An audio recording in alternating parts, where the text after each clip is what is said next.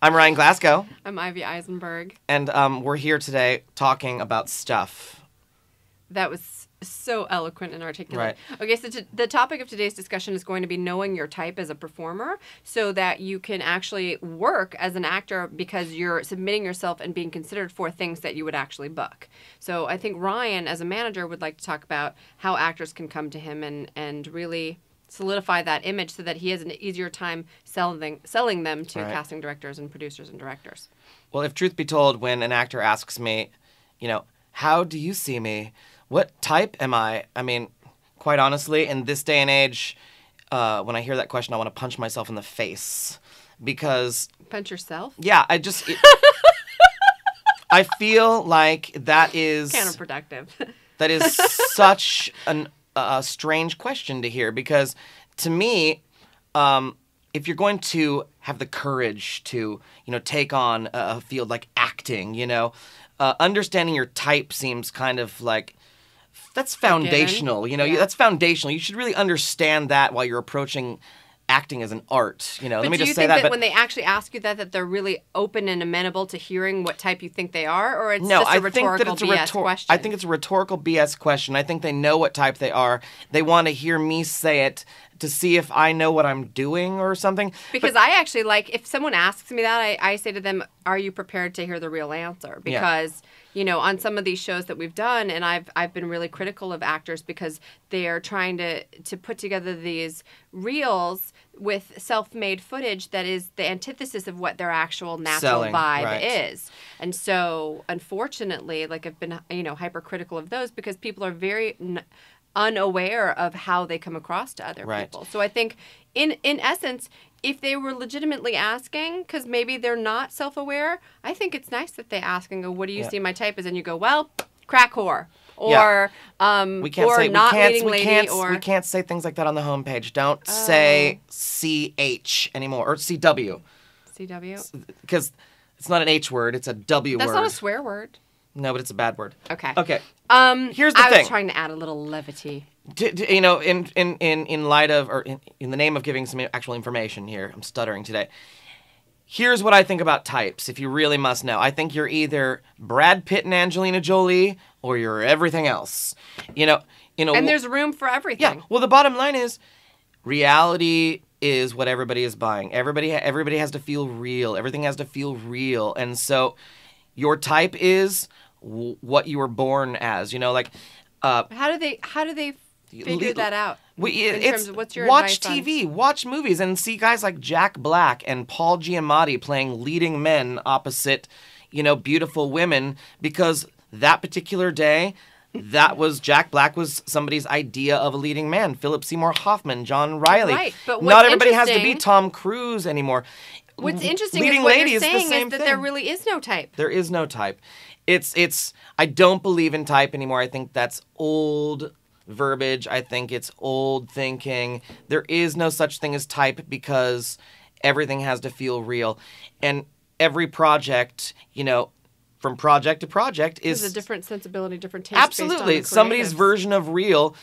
Toni Collette is a great example of an amazing actress who, slightly charactery, but yet still has leading lady roles. Absolutely. Julianne Moore, not classically, she's beautiful. Don't get me wrong, but I think she is. She's got a charactery sort of look. And just because she's a redhead.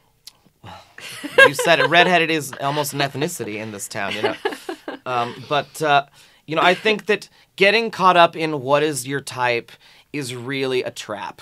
But let's just talk about one other thing. There are people that are malleable. There are performers that can play different roles. Yes, absolutely. They can be British and have an American accent. They can be Australian and have an American accent. And we're seeing a lot of that in our current times. There's a lot of Brits, UK people, and Aussies are coming over, doing American accents and getting these amazing roles, series regulars, leading men roles, etc., because they have the actual ability to play different types of things. Sure. And there are those performers that do the same thing over and over and over again. So I think the question is to decide if you have that capability or not. And so are you capable of being malleable, or do you tend to book the same roles over and over, or, again, perceived in that light exclusively? in a I dream mean, like world, how much range do you feel like Sean William Scott has? Not to say that he's a bad actor. How much range do you feel? And everybody hates me when I say this, but how much range do you feel that Al Pacino has in terms of varied type of roles? I mean, there are some performers that have the same essence over and over again. And there are some performers that you wouldn't even realize it was them. And so Sure. I think it's important to decide which kind of actor you're capable of being. Do you want to solidify one image and just book those roles over and over? Or can you book, like with Dustin Hoffman, like Tootsie or Rain Man or, Midnight Cowboy or some of these types of roles that are so different and have nothing in common? Well, I mean, showbiz was a different time back then, and I think the question around what's my type revolves around the real question, which is how do I market myself? How do I make people see what I am? And the answer to that question, to me, 100% of the time is, honest headshots. Character actors don't get dressed up for picture day. Plus size people, don't let some photographer, make you feel good by cheating the angles and having you think that you've got to compete against people who aren't plus size. Leading, classic leading people, who are just perfectly pretty. Don't take headshots with scruffy face and try to look ugly and unattractive. There's this trend right now, a fashion trend. All the boys are doing the 70s facial hair. And I will tell you, from a marketing standpoint, the agency and managing community, we freaking hate this look because it wasn't good in the 70s, but it doesn't do anything for helping us market you now. I think you made a good point about the weight issue, truthfully, because recently I had a role that was for a plus-size individual and was very specific that it needed to be a certain size, again, for another video game, and it was motion capture. And trying to find people who weren't trying to fake it, yeah. Who aren't trying to fake it and who are, a decent American size in this town is so difficult. Yeah. Because, the issue now is everyone's dealing with health, etc. But I think also in this town it's more aesthetic, and so anyone who was even remotely plus size, has had gastric bypass or something, right, and is trying to transition to something entirely different. Right. So they'll never work again. And they'll never work again because you establish yourself as one thing, and once you establish yourself, you need to maintain that. And so I think it's hard when you have these, once you establish yourself, then hopefully you develop a fan base. I mean, these are all high-class problems. You develop a fan base that will grow with you if you want to change. But the bottom line is, how do actors market themselves in a day and age where, people are still asking the question, what's my type? My point is, stop asking that question and understand that you'd never know. You don't want to answer that question and define, okay, I know what my type is, now I'm going to take a picture of that. Now, the only roles that picture is right for is that. And if that's not what's being cast day to day, then you've just limited yourself. Except that the point is, from my perspective, and this is why I'm glad that we're both here, is because he's a manager and I'm a casting director. I, in my heart, really do believe that exactly what I just said, which is some actors can play anything and some actors can only play one thing. Right. And I think what's important is for representation to understand the capabilities and the limitations of their clients. So 100%. Some people can't play anything other than that one flavor. So get pictures in that flavor. I'm not suggesting the pictures shouldn't be 100% honest. I'm suggesting exactly the opposite, that actors need to, people moving here from other places like the Midwest or back east where you have real winter, and, California changes you instantly, especially LA because, it's never really that cold here. Everything changes the actors. Your look changes, your energy changes. So move here and transition into, the new you. But then when it comes time to determine your type, don't get caught up in that trap. After you've become what it is you are, your height, your weight, your look, whatever that is, get headshots that basically capture exactly that, how you're going to look when you walk into the room. Right. And, type. But also that essence. Yeah, that aura. Type comes from a pose, And what I'm saying is stop posing as a type in your pictures and allow the creative community, the casting community, the people that have created these roles, allow them to see you as you. And if you are right as a type for their role, if you fit their vision, then that's the audition that you actually want to get. You want to get into the rooms where somebody's vision matches up with what they see on the picture, and then that's what walks through the door. That's how you're going to have the best auditions. It's not. I honestly, I understand actors' frustration because just sitting here, I'm frustrated and I'm confused because, in a sense, you want to not limit your opportunities, right? But I think your own natural essence and aura limits your opportunities. As it should. In agreement with you, there are certain people that will get headshots with, with males. They'll get a headshot in a suit with a suit and tie, and then they'll get a headshot as a surfer dude or as a thug. Which I think is a waste of time. Or as, like some sort of accountant with or a charactery one with a little bow tie. And however they come in, if let's say they bring the thug headshot and they're just such a nice mainstream kind of just calm, even keel, I'm like, I'm not going to buy you as a thug.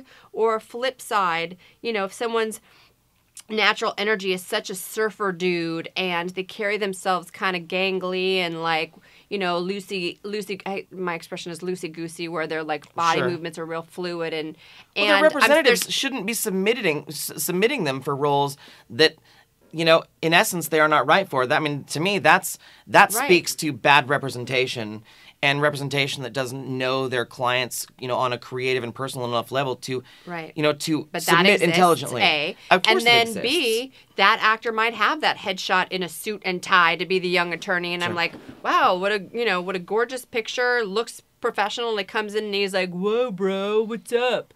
And that's his natural vocal quality, his natural inclination, vocal patterns. And I'm like, in what world would you be an attorney unless it's a sitcom, That was a bad submission. That was a thoughtless, crappy submission on the agents or managers. And also the actor not knowing his type. Okay, can we agree on that? But right? I think that sometimes it's more than just not knowing their type. It's they don't understand the business. They don't understand. They don't understand how they're perceived. They see but age. That's a euphemism for type, but right? A lot of actors, and this goes for smart, good actors. They will see age and ethnicity. And if those two things match up, they see themselves as capable of playing everything. And you know what? That's what they tell their agents and managers, and so their agents and managers take that to the bank, right. And they sell it with everything they have.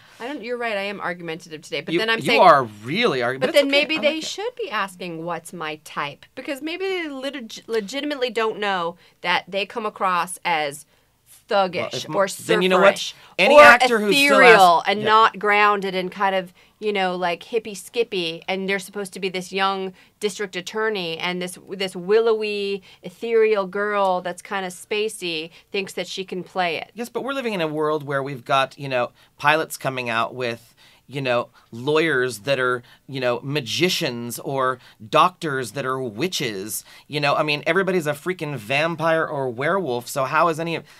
Again, you don't know when your specific look and type... Let's say it's a lawyer show with a witch on it, I mean, and they need it. So maybe they should have 15 different headshots. Well, no, it's not about that. Again, you want to get into... How am I going to know what essence they're trying to communicate if it's someone that I don't know and they don't have a demo reel?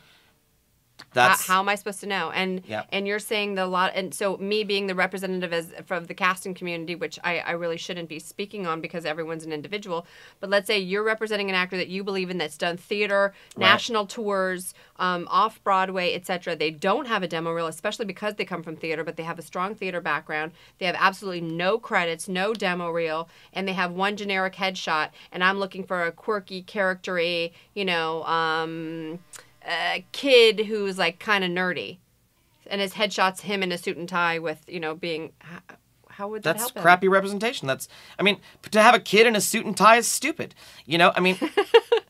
But maybe that's the headshot he comes to you with. Well, then you manage the crap out of that and get rid of it. I mean, every actor needs appropriate marketing tools, and that is just a great basic. To me, a headshot has all the range it's ever going to capture. Take somebody and put them in a middle of the road, nice casual look so they can go from the gutter to the boardroom in one shot if that's somebody's vision, So in this particular episode, so we're talking about actors knowing their type. So what's your culmination final line to say my final actors line is knowing their type? this. If you're still asking that question, you're not ready to work in showbiz. And in this particular climate, if you approach any showbiz professional who's trying to make a living with that question, they're going to see one thing: somebody who's completely not ready for this business, and certainly going to be too much work. Because for us to have not to... self-aware. Absolutely. Okay. To me, if you're still asking what type am I, you might as well be one of those tone-deaf people auditioning for American Idol that nobody loves enough to tell you don't sing on TV. You know, stop asking what type am I and realize that you are you. That's what somebody will buy or not. And you want to get into the rooms where that's the case. Getting into the rooms for roles you're not right for because your picture tricks people, Right. totally the wrong vibe. And very frustrating for casting Yeah, directors. and so you have to accept the fact that there might be fewer opportunities, but the opportunities that you get should be more quality. And quality over quantity is always best. Look at Jackie Earle Haley. He's so specific, but he's managed to make an awesome career of being... Absolutely. That's a great example, actually. You know, or Michael Emerson, too. You know, they have those bad guy, mysterious, dangerous qualities. And they've managed to, be nominated for Emmys, Oscars. Oh, Michael Emerson has an Emmy. Yeah. Get into the rooms for the right roles and become Michael Emerson. What? What the hairy heck is he talking about? All right, so to wrap things up, I think, I'm saying educate yourselves about what the business is today. Right. And see that it's not about having a nurse shot or a cowboy shot or a policeman shot. One picture should show all those roles if that's... Because you never know. And you don't even want to aspire to be nurse number one on something anyway. Think bigger. But also, after I get his cooties out of my way here, I think something that's inspiring is ultimately... Don't worry about asking that, obviously from his perspective, number one, because it shows your lack of self-awareness. And, I'm not the only one who feels this way. We talk about this behind actors' backs, But also, on from my perspective, too, is I'm in agreement with you in a lot of it because I say, don't worry about your type. Worry about what you bring to the table in terms of performance, training, theater, creating your own material, writing your own material, utilizing the internet like we've talked about in other episodes and other portions of our show, and really trying to be an innovator and the best. Because ultimately, here's the thing. A lot of crappy actors get hired, let's be honest. They get hired in roles they're not right for, as favors to people because of relationships, etc. But the whole idea of being an actor in this business is to aspire to greatness, not to mediocrity. Exactly. So if you can worry about your own talent level as opposed to the business part, so I'm going to say let agents and managers worry about the business part and tell you what tools you need. You just need to worry about your talent, your ability, your training, and being ready for those opportunities when they come, because you might just get one audition that will change everything, that will launch your entire career, where people will see you and go, this guy is amazing. Look at Steve Carell on Bruce Almighty, or was that the sequel? No, He did the first one, I think. Then they loved him, and then they gave him the Anchorman after that, right? From the Anchorman one, but wasn't that Bruce Almighty? Bruce Almighty, and then I think that spawned Anchorman. Right, exactly. So in Bruce Almighty, where he was the anchor, he totally stole that whole movie from me. I mean, that's the one of the key points of that movie that I remember, and that launched his career. And now he's, he's at the star level from one tiny little, would you call it like what, a co-star type level role? Oh, it was a cameo. It was just such a... But it was juicy. The point and he is, made it the was most such of it, a supporting character rather than a lead, and he really took it and launched his entire life from that But here's another opportunity. example. Steve Carell has now set the bar for what a leading man can be. He's a sort of goofy, lovable, not classically handsome type, and he's playing leading-ish guy roles because people want him there. And so there will be a whole generation of character actors that get to be leading men because of the Steve Carells of the world. Exactly. And so you want your because of Jack headshots. Black, Steve Carell, a lot of these actors. I just say as a final thought, I think we're bound by law to say and Mickey Rooney, since he's the most famous person. And Mickey Rooney, bless his little tiny heart. His little tiny heart. Little tiny. Okay, so as sort of the final thought and one to grow on, if you will, since that's our generation, I think ultimately you're completely in control of your own destiny, and by focusing on your level of ability, your training, and what you bring to the table with each role. And so in our episode of Discussing Type, we've sort of determined that you don't need to worry about it. Yeah. You need to worry about your own talent level and making sure that you're up on your and then taking abilities. a picture of whatever that turns out to be, honest representation of what you're going to walk in the room being, and then that's what it is, and that's what type you are. Well, we hope this helped you on your journey to success here at The Real Deal on the Virtual Channel Network. Any final thoughts? No, I think we've made it clear. Live well and prosper.